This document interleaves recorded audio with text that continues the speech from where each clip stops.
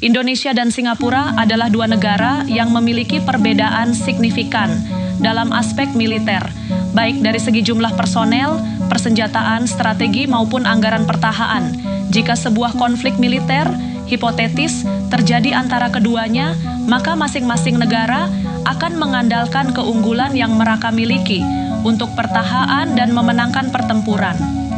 Sebagai negara dengan luas wilayah yang sangat besar, Indonesia memiliki keunggulan dengan jumlah personel militernya.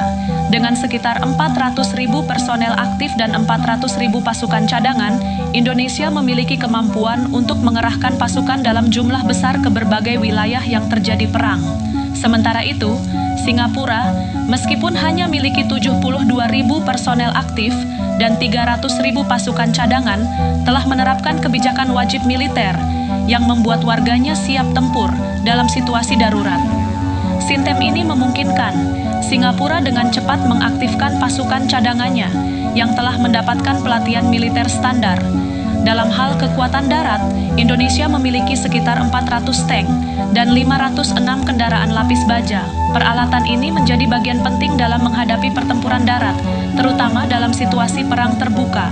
Sebaliknya, Singapura hanya memiliki sekitar 132 tank, namun unggul dalam jumlah kendaraan lapis baja yang mencapai 2.192 unit. Dalam perang perkotaan, kendaraan lapis baja yang memberikan fleksibilitas lebih besar bagi Singapura dalam menghadapi serangan atau mempertahankan wilayahnya.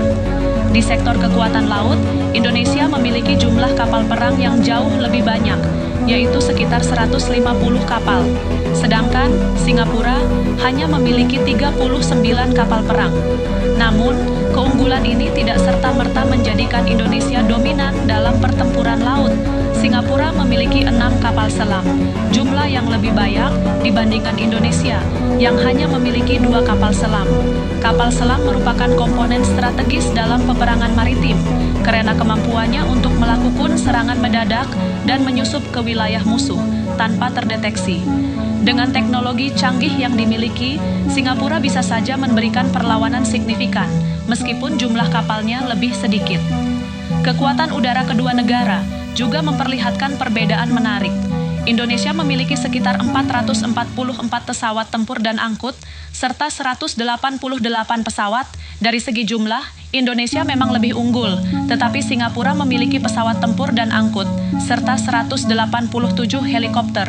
Dari segi jumlah, Indonesia memang lebih unggul, tetapi Singapura memiliki pesawat tempur dan sistem pertahanan udara yang lebih canggih. Angkatan Udara Singapura mengoperasikan pesawat tempur seperti F-5SG dan F-16C di Fighting Falcon yang dilengkapi dengan sistem radar dan persenjataan mutakhir.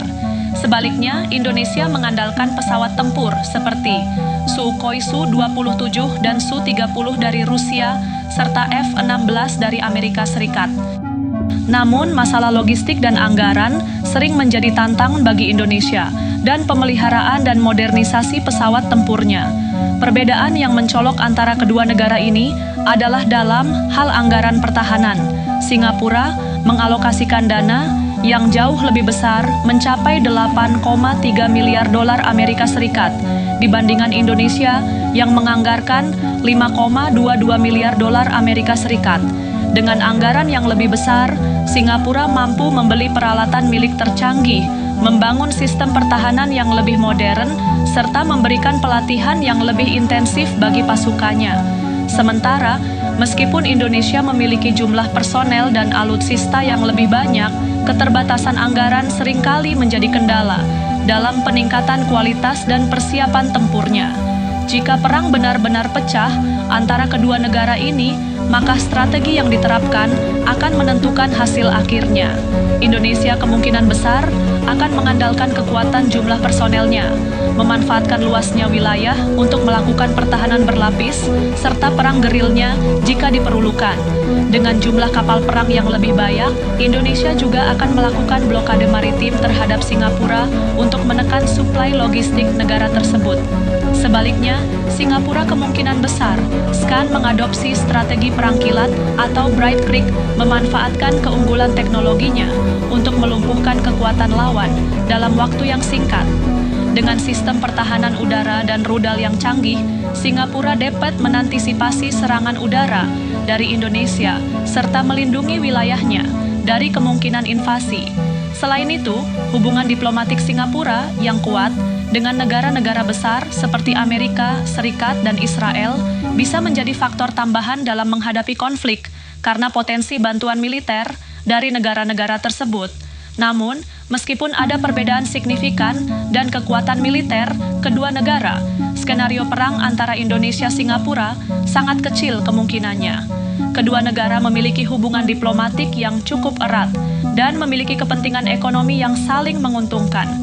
Singapura merupakan salah satu mitra dagang terbesar di Indonesia dan stabilitas regional di Asia Tenggara lebih diutamakan daripada konflik bersenjata.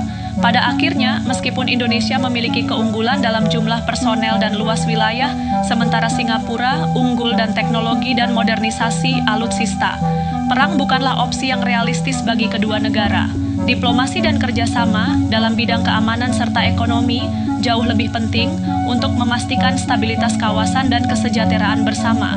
Selain faktor-faktor militer seperti jumlah personel, persenjataan, dan anggaran, ada banyak aspek lain yang perlu dipertimbangkan jika sebuah konflik bersenjata terjadi antara Indonesia dan Singapura. Salah satunya faktor geostrategis yang sangat mempengaruhi jalannya perang dan kemungkinan strategi yang akan digunakan oleh masing-masing pihak.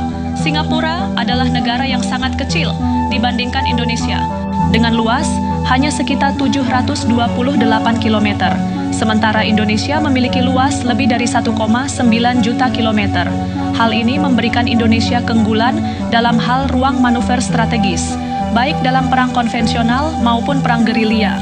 Jika konflik berlangsung dalam jangka panjang, Indonesia dapat memanfaatkan wilayahnya yang luas untuk menarik pasukan Singapura ke dalam medan perang, yang mempersulit dan menghambat mobilisasi mereka. Namun, di sisi lain, Singapura memiliki posisi geostrategis yang sangat penting. Negara terletak di jalur perdagangan utama dunia, khususnya di Selat Malaka, yang merupakan jalur maritim tersibuk di dunia. Singapura telah lama mengembang strategi pertahanan berbasis teknologi tinggi. Dengan fokus pertahanan udara, sistem radar canggih, dan persenjataan presisi, dengan sistem ini, mereka dapat melindungi wilayahnya dari serangan udara atau rudal degan cukup efektif. Jika konflik benar-benar terjadi, salah satu skenario yang paling mungkin adalah blokade ekonomi dan militer terhadap Singapura.